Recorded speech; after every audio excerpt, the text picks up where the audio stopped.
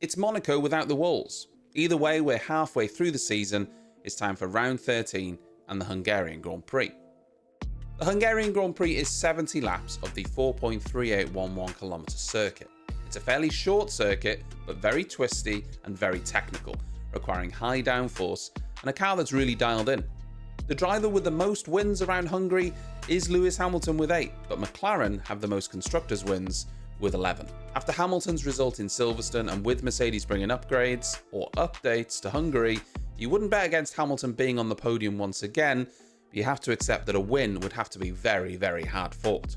The track has 14 official corners with 2 DRS zones. The first is down the fairly long pit straight, and the second is a very short one after the first corner, headed downhill into turn 2. It's likely if you haven't got the move done into the first corner, you're going to be behind for the rest of the lap. That's definitely the best overtaking spot, and it's actually quite a hard track to overtake on. Unsurprisingly, Max Verstappen is the last winner of the Hungarian Grand Prix. No real shocks there.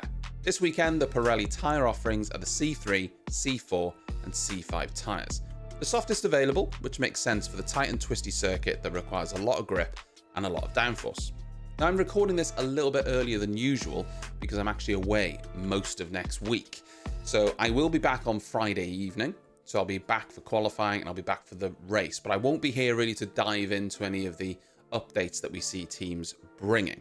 So I can't really comment too much just yet on what we're going to see from that. We know that Mercedes are bringing updates to Hungary, and I need to call them updates because, as Ferrari have seen, they're not necessarily upgrades, but Mercedes are bringing a package to Hungary, and they're going to be bringing a further package to Spa, and they're hoping to build on that success that they've had the past 2 races.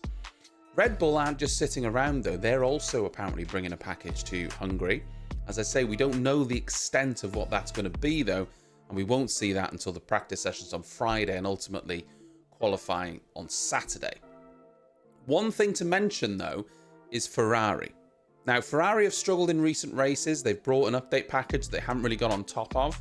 We know that there's some bouncing going on in their car and they're having to raise it up a little bit, but they were very quick in Monaco. And even though they're different circuits, Hungary and Monaco, they are high downforce, and so they are similar in a lot of ways. I am expecting Ferrari to at least be closer to the front, if not at the front, for Hungary, because depending on what the other teams do with their update packages, Ferrari should suit this circuit, but we'll have to wait and see. Mercedes ultimately are making good progress, and they're going to hope that any updates that they bring will keep pushing them forwards. I'm not sure they're quite the quickest car yet though. I think ultimately McLaren and Red Bull are the quickest cars, so Mercedes are going to want to be in that battle a little bit more often going forward. So they're making progress. They were helped by the lower temperatures in Silverstone. Their car does tend to work better in lower temperatures, but Red Bull are going to be looking to bounce back, and they're going to want to get to the top step of that podium once again. And it is only a matter of time before Ferrari get on top of their issues.